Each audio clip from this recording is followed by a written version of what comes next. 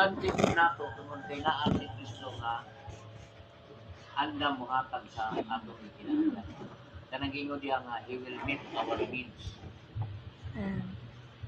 Nagtuo mo ko nga need po ni gid nato nga padugangan tag kalag sa simbahan.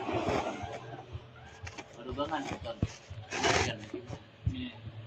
Kana lang. To God be the glory, may giwin ko tanan. Hindi kayo nang isahay sa pulong sa Ginoo. Never happen. Asa siya to ang magduga.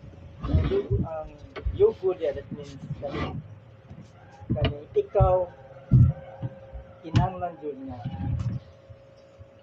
mo jud ka mo stick jud ka og usa mo para ba kanang witness ka kay usa man na kay kung ang ikuan lang kung naay mawala nato kasi madugang di ba, so ang kwadro na ikaw ang Ginoo so ang gikinahanglan na kita sa mismo mulingok kita dili na sa tawhanon nga huna-huna dili kaning ang ato sa kaning spiritual mo kuan ka mo witness nasay madugang naay mawala nasay madugang mo siguro na ang kuan nako. Salamat kayo sa inyong salamat kay Pastor sa inyong tulong ng painamigong kinato sa matag-usa. Kung naay mawala, nasa madugan. So, o gina ato ang usa na to nga sulod sa ato ang una-una na nama si Kristo nato so kita ang gyud ka nga ulit go mo mangita unsay pa wa kay Ginoo man nama si Kristo to motabo mo uban man sa kanato unsay nga ato. So alit sa ato ang mga pasalamat.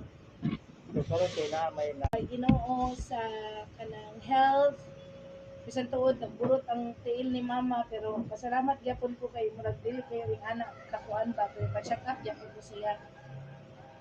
Kumakaya pa man niya lakaw-lakaw so pasalamat ko sa Ginoo ana. Salamat ko sa Ginoo sa kanang maayong panglawas na mundo ni Noel ug sa trabaho. Pasalamat sad ko sa Ginoo sa nahitabo kanang pagdomingo daghan nakatunan adtong pagdomingo so tanan akong ibalik ang dumaging maya.